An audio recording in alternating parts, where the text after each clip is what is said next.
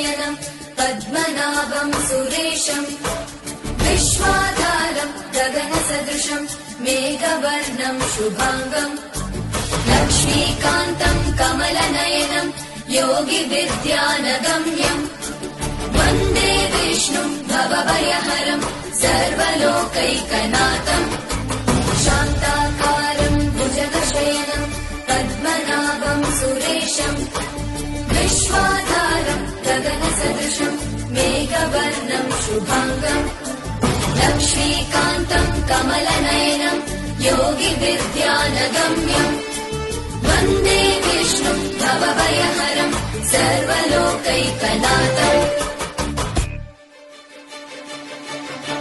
त्रैलोक्यपूजितः श्रीमान् सदा विजय वर्धन शान्ति